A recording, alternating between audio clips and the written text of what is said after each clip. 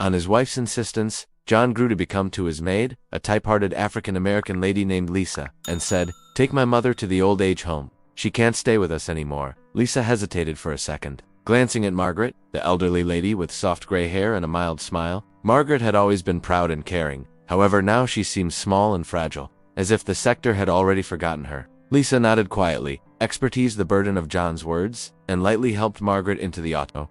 As they drove, Margaret's hands trembled and tears ran down her cheeks. She held Lisa's hand tightly, her voice quivering. "Please, don't leave me there. Hold me with you. Treat me like your very own mother." Lisa felt a pang in her coronary heart. She had continually cared deeply for the humans around her, but Margaret's plea stirred some things she could not ignore. Without hesitation, she changed the path, taking Margaret to her modest home as an alternative. At Lisa's domestic, Margaret slowly settled in. She took element in the day-by-day chores, reducing veggies, stirring pots, and sharing stories from her past. Her gentle smile stuffed the residence with warm temperature, and the sound of her laughter made it sense like a home once more. Lisa and Margaret grew near, not as maid and corporation, however as own family, sharing secrets and techniques, memories, and small joys that introduced comfort to each their hearts.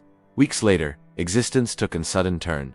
Lisa, who had always been humble and hardworking, checked her lottery price ticket one quiet morning. Her eyes widened, her coronary heart raced. She had gained. Overnight she'll have become wealthy. Her existence transformed in ways she had in no way imagined. She hugged Margaret tightly, tears streaming down each their faces. For the first time in years, they felt at ease, happy, and surely cared for. Meanwhile, John's life had taken a darkish course. His wife, egocentric and deceitful, had betrayed him. She had taken all his possessions, leaving him homeless and on my own. Thrown out into the cold international with not anything but regret. One evening, as John wandered aimlessly via the streets, he saw a steeply priced car pull up. Through the window, he identified Margaret, smiling warmly, seated beside Lisa.